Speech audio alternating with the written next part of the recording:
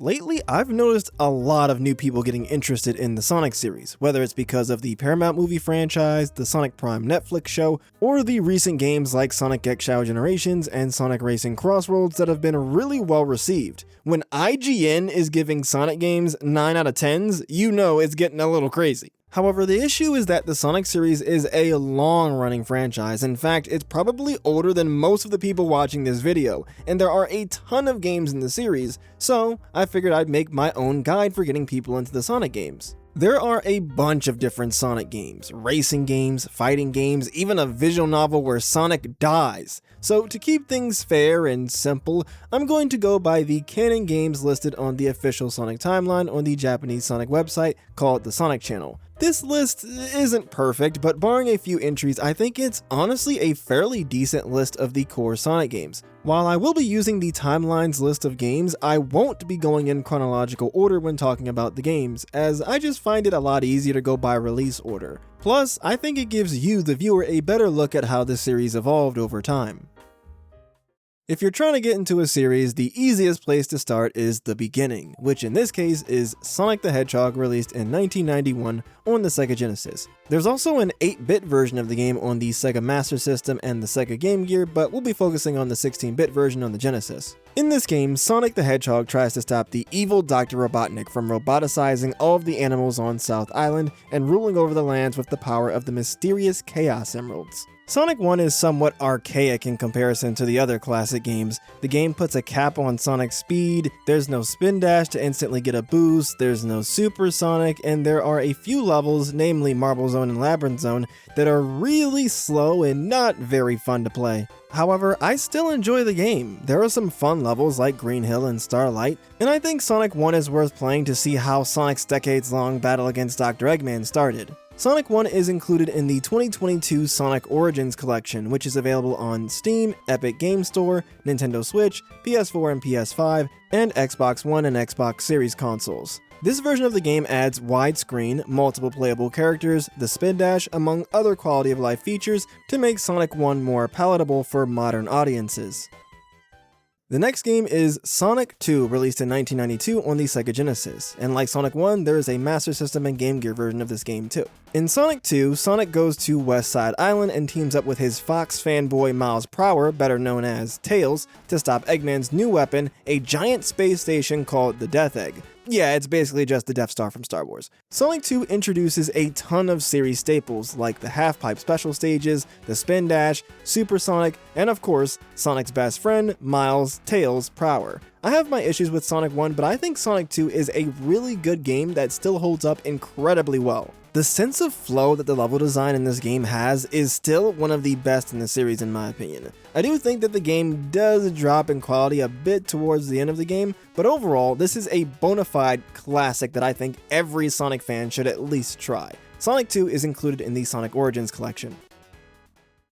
The next game is Sonic the Hedgehog CD, released in 1993 on the Sega CD, an attachment for the Sega Genesis that allowed it to play CDs. In Sonic CD, Sonic goes to the mysterious satellite planet known as Little Planet, home to powerful gems called the Time Stones that have the ability to control time. Now Sonic must fight Eggman and Eggman's evil robot copy of Sonic called Metal Sonic, while also trying to save his fangirl hedgehog with a crush, Amy Rose. Sonic CD is probably the most unique of the OG mainline classic Sonic games, because in CD, Sonic has the ability to travel through time. Every level in this game has 4 versions: a present version, a past version, a bad future version, and a good future version. Except for the boss stages, which only have a bad future version and a good future version. Each time period feels really distinct with different graphics, different music, and unique level designs. The level design can be a bit wacky at times, but it's still a fun game, and I think the vibes of the game alone carry it to being a worthwhile experience.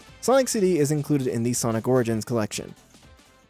Next up, we have Sonic 3 and Knuckles, released in 1994, although technically, going by the Sonic Channel timeline, only Sonic and Knuckles is included for some reason, which is really weird, but Sonic and Knuckles is just the second half of the full Sonic 3 experience known as Sonic 3 and Knuckles, which is widely considered to be the definitive version of the game. In this game, Sonic and Tails have traveled to a floating island called Angel Island, where they try to stop Dr. Eggman from relaunching his Death Egg, which crashed on Angel Island. Along with Dr. Eggman, they also have to worry about the new porcupine on the block with the buff chest, Knuckles the Echidna, who has been tricked by Dr. Eggman into thinking that Sonic is evil. Sonic 3 and Knuckles was Sonic's grandest adventure at the time, featuring over 25 levels, new unique abilities for Sonic and Tails, bigger stages, transitions between the zones, and many in-game cutscenes. Sonic 3 and Knuckles is a monumental game in the series, and is another one that I'd say is a must-play, and you can play it in the Sonic Origins collection. With that, we are done with the games on the Origins collection. Sonic Origins is the most accessible way to play all of the classic Sonic games, and while I do have my issues with it, I think it's a pretty good collection, especially if you can get it on sale. Sonic Origins does have DLC called the Plus Expansion Pack, which adds Amy as a playable character, as well as several of the Game Gear Sonic games. Honestly, I think you're fine just getting the base game. Now that we're done with the classic era of Sonic, let's jump into the first game of the adventure era, Sonic Adventure, released in 1998 on the Sega Dreamcast. Eggman has revived an ancient water monster called Chaos, who is causing trouble in the modern human-filled city of Station Square. Now, Sonic, along with his friends, have to stop not just Eggman, but Chaos as well. Sonic Adventure was really Sonic's first big 3D game, and fittingly it switched things up drastically by having new redesigned characters, having a bigger focus on story, adding a hub world that you can travel around in, and including 6 different playable characters with vastly different gameplay styles. Sonic is fast-paced platforming, Knuckles is exploration-focused treasure hunting, Gamma is third-person shooting, Big is fishing, Tails is fast-paced platform racing, and Amy's gameplay is kind of survival horror. Sonic Adventure is a really interesting game, but I think it bites off a bit more than it can chew at times. Some of the other gameplay styles are hit or miss, but thankfully, the longest campaign in the game, that being Sonic's story, is really fun, as it does a great job of translating Sonic's high-speed 2D movement to a 3D space. The most accessible way to play this game is via the 2010 version of Sonic Adventure DX Director's Cut. Sonic Adventure DX is an updated version of Sonic Adventure that was released in 2003 on the Nintendo GameCube. The game was then ported to Windows PC, and the PC port was ported in 2010 to Xbox 360's Xbox Live Arcade and PS3's PlayStation Network Store, before getting a Steam release in 2011. The biggest issue with Sonic Adventure DX is that the current version of the game is somewhat buggy because it's essentially a port of a port of a port. Unless it gets a remake, the 2010 version is the version of the game that we're stuck with, but still, even with some bugs, at its core, it's an enjoyable game. Our next game is Sonic Shuffle. Sonic Shuffle is a party game released in the year 2000 for the Sega Dreamcast. In this game, Sonic and friends try to help the fairy named Lumina Flowlight in her quest to save Imaginary World, a strange dreamlike dimension that's being threatened by the monster Void. This game is really reminiscent of party games like Mario Party and Wii Party, where you go around a game board and play a bunch of mini-games. Sonic Shuffle is one of the few Sonic games that never got a re-release on a different console. So this game is stuck on the Dreamcast, a console that's been discontinued for over 20 years. The only way you're playing this game officially is by hunting down an old physical copy. It's really weird that Sega decided to make this game a canon entry on the timeline, considering how obscure and rarely referenced it is. Maybe Sega has plans to bring back Lumina and Void, or maybe there's another Sonic party game somewhere down the pipeline. Next up is Sonic Adventure 2, released in 2001 for the Sega Dreamcast. In this game, Sonic has been falsely accused of a crime, so now he has to evade the Earth's military organization called the Guardian Units of Nations, aka GUN, while trying to stop Eggman and his new allies, Shadow the Hedgehog and Rouge the Bat, in their plot to take over the world. In this game, you can choose to either play as the heroes, Sonic, Tails, and Knuckles, or the villains, Shadow, Rouge, and Dr. Eggman. Sonic Adventure 2 streamlined the design of the original Sonic Adventure by removing the hub world, making the speed levels more straightforward, and dropping the gameplay styles down from 6 to 3. Now there's just the Sonic-style high-speed platforming, the Knuckles-style treasure hunting, and the Gamma-style third-person shooting. Adventure 2 has its problems, like making the treasure hunting stages worse by nerfing the radar, the occasionally clunky controls, and some annoying levels, but this game has a lot of highlights too, like having one of the best soundtracks in the series, introducing some awesome new characters, and having some absolutely iconic moments. The most accessible way to play this game is via the 2012 version of Sonic Adventure 2, released on Xbox 360's Xbox Live Arcade, PS3's PlayStation Network store, and Steam, which is an updated version of the 2001 enhanced port Sonic Adventure 2 Battle released on the GameCube. The 2012 Adventure 2 version has its glitchy moments, but thankfully, it's not as bad as Sonic Adventure DX. One issue with the 2012 version is that for whatever reason, they removed a lot of the content introduced in Sonic Adventure 2 Battle on the GameCube and turned it into paid DLC. It's mostly multiplayer stuff, but still a weird move. With that out of the way, we move on to the first game in the Advance era. Now, I'm going to be moving through this era pretty quickly because all of these games are currently completely unavailable on modern platforms. First up, we have Sonic Advance 2, released in 2002 on the Game Boy Advance. They decided to skip Advance 1 on the timeline and instead they just jumped straight to Advance 2. I think Advance 1 is definitely worth playing, but hey, I'm just going by the list that Sega gave. The Sonic Advance series was a modernized 2D Sonic for a new audience after Sega decided to leave the console market and make Sonic a free agent to appear on the consoles of Sega's once fiercest rivals. In Advance 2, Sonic has to save his friends who've been kidnapped by Eggman, as well as two new characters, Cream the Rabbit, a kid rabbit that can fly by flapping her ears, and Cream's mother, Vanilla. Our next game is Sonic Battle, a fighting game released on the Game Boy Advance in 2003. In this game, Sonic and his friends encounter a strange robot named Emerl whose personality changes over the course of the game. Like many of the other Sonic games around that time, the game has several different story campaigns where you play as different characters, and only by completing all of the campaigns will you understand the full story. Sonic Battle was not the first fighting game in the series, but it was the first one to be made by the series' core development team, Sonic Team. Next up, we have Sonic Heroes, a 3D platformer released in 2003 for the Xbox, GameCube, PS2, and a year later for Windows PC. In this game, there are 4 campaigns featuring teams of 3 characters. Team Sonic with Sonic, Tails, and Knuckles who are trying to stop Dr. Eggman, as usual. Team Dark with Shadow Rouge and a new robot named Omega who are also chasing Dr. Eggman down. Team Rose with Amy, Cream, and Big who are trying to find their lost friends. And lastly, Team Chaotix with Espio, Vector, and Charmy from the forgotten Sega 32X game Knuckles' Chaotix, who are private detectives that have been given a mission by a mysterious client. Sonic Heroes introduced a really unique style of gameplay where you play as 3 characters at the same time and you can change the current leader of the group to use their abilities. Speed characters are fast and agile, fly characters can reach high places and fly over gaps, and power characters can destroy obstacles and break their way through enemies easily. Next, we have Sonic Advance 3, released in 2004 on the Game Boy Advance. In Advance 3, Sonic and friends must defeat Eggman and his new evil robot called G-Merl that was based on Emerl from Sonic Battle. Advance 3 is another high-speed 2D platformer, notable for its partner system, where you can choose a lead character to play as and a partner character. The lead character can use unique moves based on who their partner is, adding a lot of variety to the way you play the game. Like I mentioned before, none of these Advance era games are currently available for purchase on Steam, Xbox One and Series consoles, PlayStation 4 and 5, Switch and Switch 2, or any modern platforms. Technically, I guess you could find a physical PC copy of Sonic Heroes, but that has been long out of print as far as I know.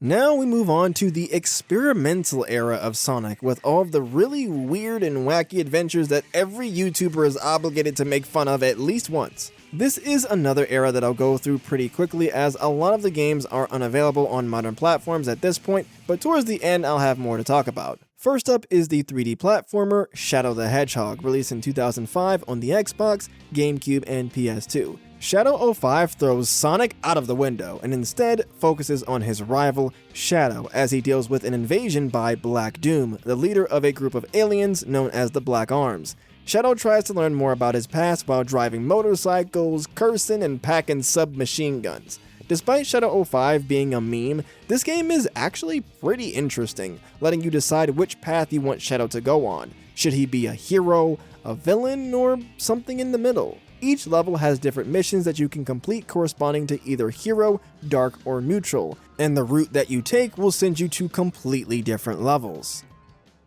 Next is Sonic Rush, released in 2005 on the Nintendo DS. Sonic Rush is a 2.5D platformer with 2 screens and 2 main characters, Sonic and newcomer Blaze the Cat, a princess from another dimension who are both trying to stop their respective villains in their evil plots. Sonic Rush introduced the boost mechanic, where by pressing a button, Sonic or Blaze can zoom ahead and bust their way through enemies and obstacles. This boost mechanic would become a prominent part of Sonic gameplay in the years to come. The super fast-paced gameplay, the introduction of Blaze, and one of the most memorable soundtracks in the series featuring the compositions of Hideki Naganuma of Jet Set Radio fame makes Sonic Rush a fan favorite.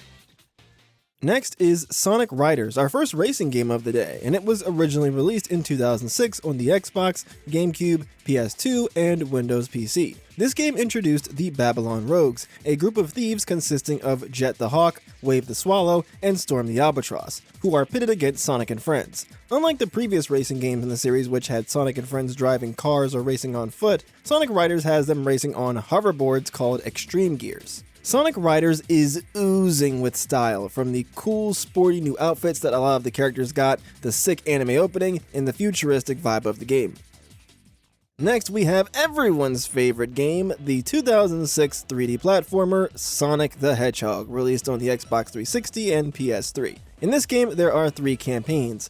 Sonic Story, where Sonic tries to rescue Princess Elise of Soliana, the City of Water, Shadow Story, where Shadow is given a mission by Gun to rescue Rouge, and Silver Story, where you play as a new character named Silver the Hedgehog, a hedgehog with psychokinesis from an apocalyptic future who is trying to stop the cause of his distressed timeline. Sonic 06 is one of the most infamously bad games ever, and as such, Sega has basically left this game to rot on the Xbox 360 and PS3. Never getting a re-release on any other platforms, nor is it backwards compatible on Xbox One or Xbox Series consoles. Next is Sonic Rush Adventure, released in 2007 on the DS. In this game, Sonic and Tails are transported to Blaze's dimension called the Soul Dimension, where along with Blaze and a new character, a sailor named Marine the Raccoon, they have to stop a group of thieves led by the mysterious Captain Whisker. Rush Adventure is more of the same kinetic gameplay as Sonic Rush, but with a tropical island adventure vibe, as the game makes you gather resources to build boats and other watercraft so you can explore the ocean. Next is Sonic Riders Zero Gravity, released in 2008 on the PS2 and Nintendo Wii. In Riders Zero Gravity, Sonic and friends once again must face off against the Babylon Rogues, but this time they're all after the Ark of the Cosmos, an artifact that can manipulate gravity. This game adds a gravity manipulation gimmick to the Riders series, along with a chunk of new characters and different types of vehicles to race with. Moving on, we have Sonic Unleashed, released in 2008 on the Xbox 360 and PS3, with a separate version of the game being released on the PS2 and Wii. In Unleashed, Eggman's latest world domination plot has him split the world into different pieces, and in the process, he turns Sonic from a hedgehog into a darker, edgier werehog, a form which Sonic assumes at nighttime. This game is an exhilarating 3D roller coaster ride where Sonic can boost like in Sonic Rush to reach crazy speeds during the daytime sections, and a slower paced beat 'em up in the nighttime sections where Sonic transforms into his werehog form. Next is Sonic Free Riders, released in 2010 on the Xbox 360. Free Riders has Sonic and friends participate in another series of races against each other and the Babylon Rogues. This game is a riders racing game with motion controls, thanks to the Xbox Kinect peripheral, where you have to move your body in real life to move your character. With all of that out of the way, we are done with the experimental era. A lot of the games in this era were not positively received at best, and at worst, they were the punching bags of game reviewers for the next decade. As a result, a lot of the games in this era were never re-released on any other platforms and likely never will be. Although, you can play Sonic Unleashed on the Xbox Series consoles.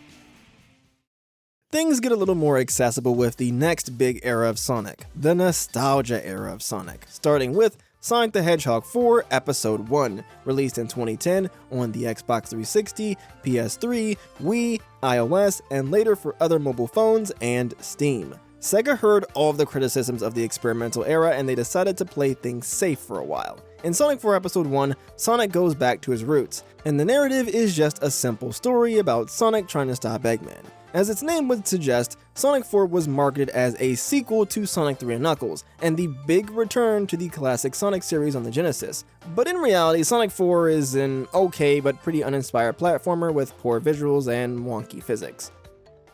Next, we have Sonic Colors, released in 2010 on the Wii and the DS, with the DS version being very reminiscent of the Sonic Rush games. The Wii Sonic Colors was the first big 3D platformer of the nostalgia era, where Sonic and Tails go to space to stop Eggman from building an evil interstellar amusement park. This game removed the beat-em-up section from Unleashed and stuck to the high-speed platforming seen in the daytime segments of that game. Colors also introduced a new staple of the series, Wisps, a group of alien creatures that give Sonic unique powers when collected. Colors was a big moment in the series, as it was the first time in ages that there was a 3D Sonic game that was pretty universally considered good. The new writing team in the game did get some criticism, but in terms of gameplay and soundtrack, Colors is a quality title. A remaster of Sonic Colors called Sonic Colors Ultimate was released in 2021 on Xbox One, PS4, Switch, and PC via the Epic Games Store, with a Steam release coming 2 years later in 2023. Don't you all just love timed exclusives?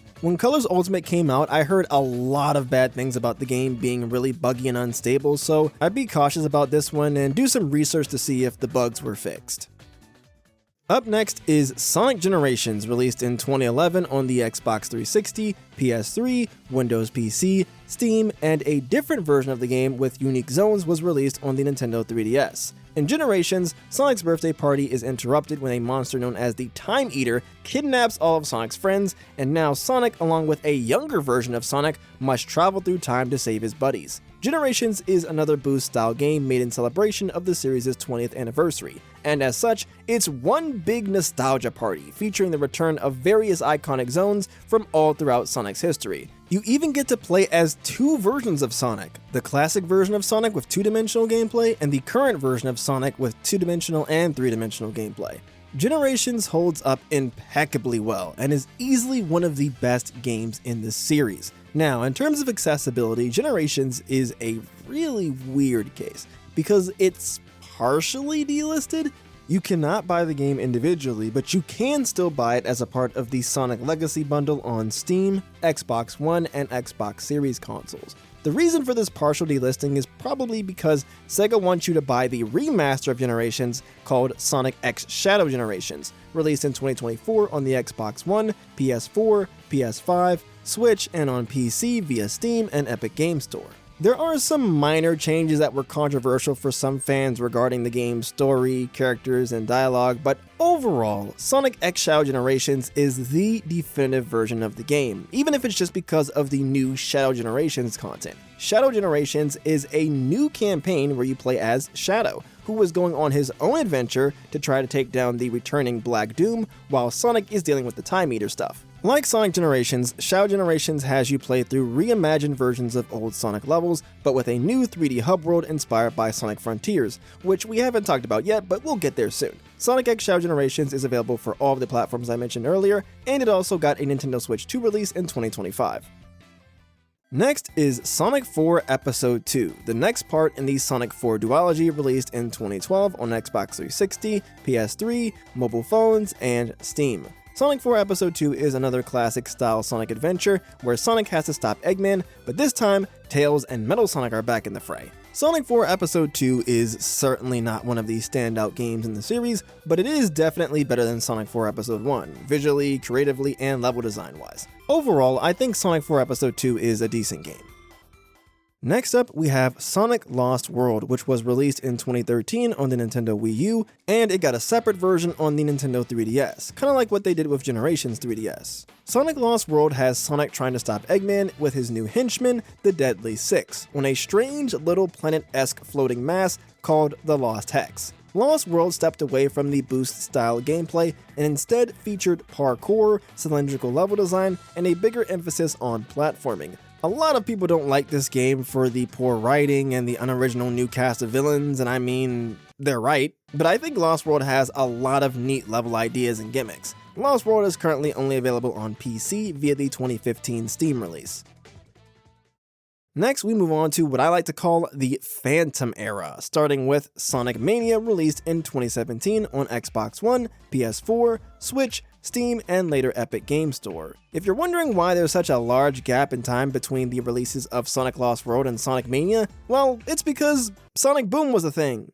Anyways, in Sonic Mania, Sonic and friends must stop Eggman, who is trying to take over the world with the help of a mysterious gem known as the Phantom Ruby, which can manipulate space, time, and reality itself. While Sonic 4 was a pretty underwhelming sequel to Sonic 3 and Knuckles, Sonic Mania was the next game in the 2D classic Sonic series that fans were waiting for. Like Generations, Mania brought back a lot of old zones, but with new twists, as well as brand new stages. It even introduced a new ability for Sonic called the Drop Dash, which would become a staple of Sonic's moveset in future games. Mania would get DLC in 2018 called the Encore DLC, which added Mighty the Armadillo and Ray the Flying Squirrel from the 1993 arcade game Sega Sonic the Hedgehog as playable characters, as well as a new mode called Encore Mode, a remixed version of the main campaign from base Mania featuring some new gimmicks and alternate color palettes for the stages.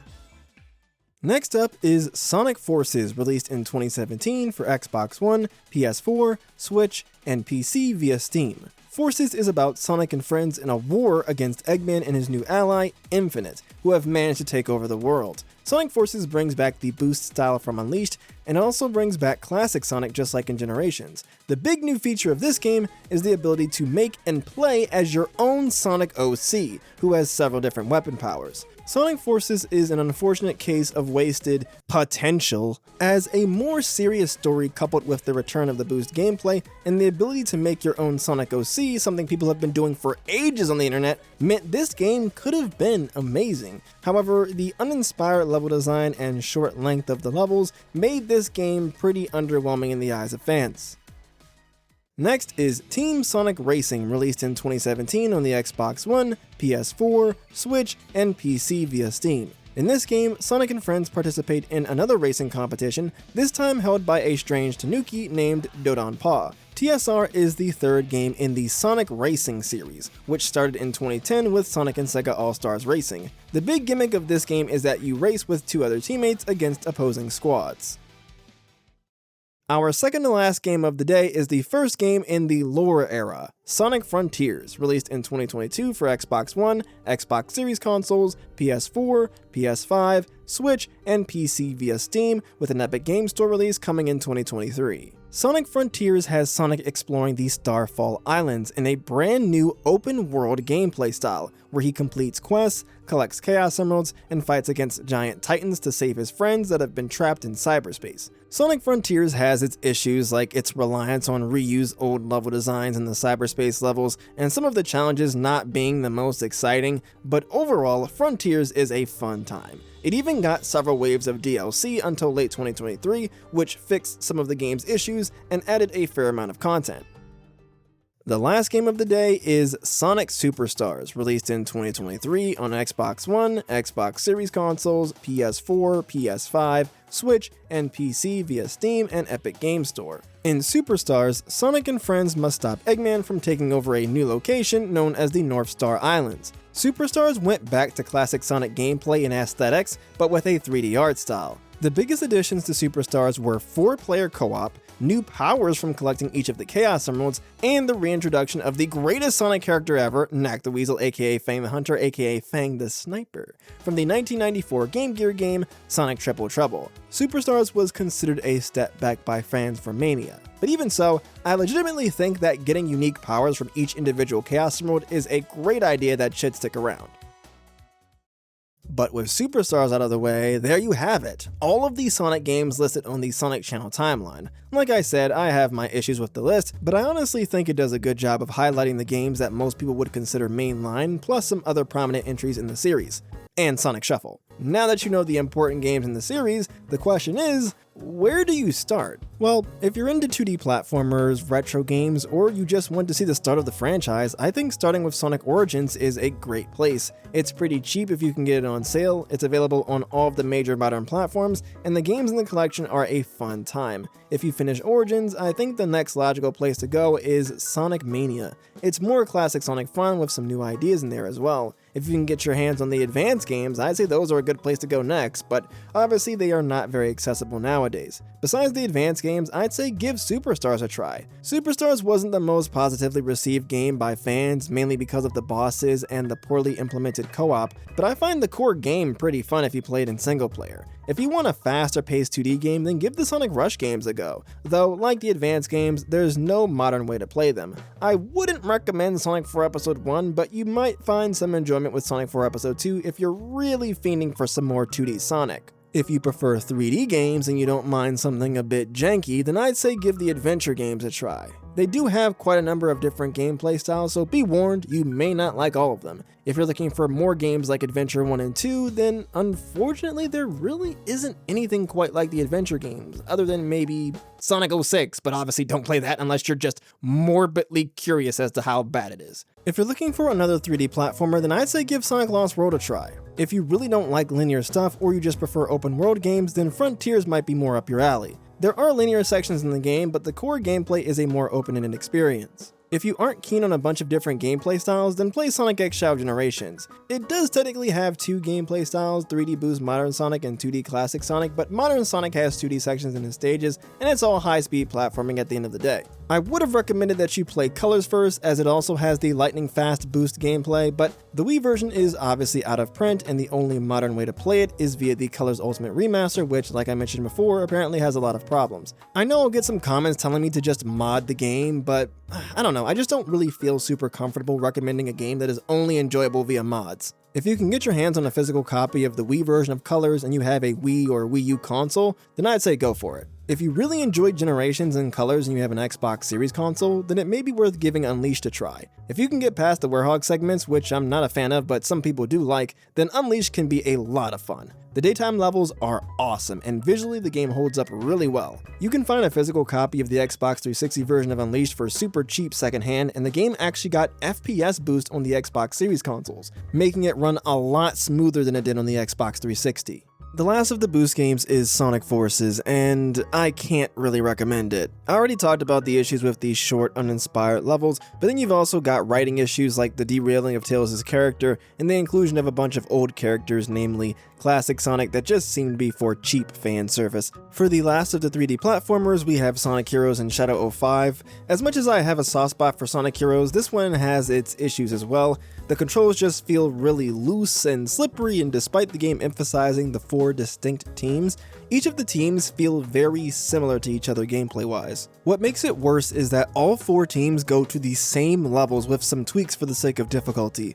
Team Rose is the easy mode, Team Sonic is normal mode, and Team Dark is hard mode. The only really unique campaign is Team Chaotix, who have different missions like finding a certain number of items instead of just getting to the end of the stage like the other 3 teams. If you do decide to play Heroes, I'd say only play one team's campaign, then take a break and come back maybe a week or 2 later. That way it probably won't feel as tedious. I do think Heroes is a fun game, it's just repetitive. As for Shadow 05, yeah, I cannot recommend this one. I legitimately enjoy the edge of the game as I find it hilarious, and I do really like the freedom and level variety that this game has, but so many of the missions in this game are annoying fetch quests and scavenger hunts, and the game just isn't designed to accommodate those things. There is a fast travel system, which is nice, but there's no map and there's no radar system to help you locate your objectives. As for the racing games that I talked about today, Sonic Riders Zero Gravity, Sonic Free Riders, and Team Sonic Racing, those games are hard to recommend because multiplayer is such a huge part of those games, and the online servers for those games are either empty or outright discontinued.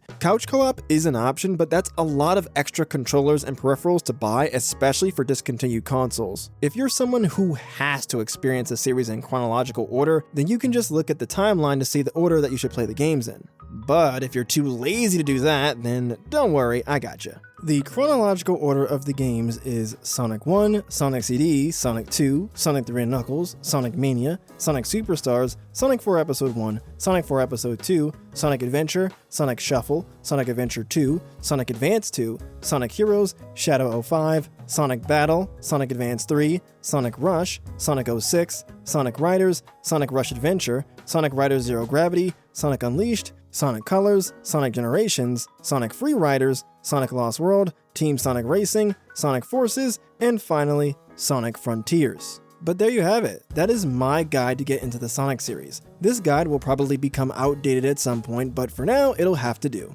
In any case, I think that's about it for this video. If you're interested in watching more videos where I talk about stuff, here's a video you might enjoy, and here's a whole playlist of Sonic videos for you to check out if you're looking for something to marathon or to just have something to listen to as background noise. That's all I've got to talk about for today though, so thanks for watching y'all, and have a great rest of your day.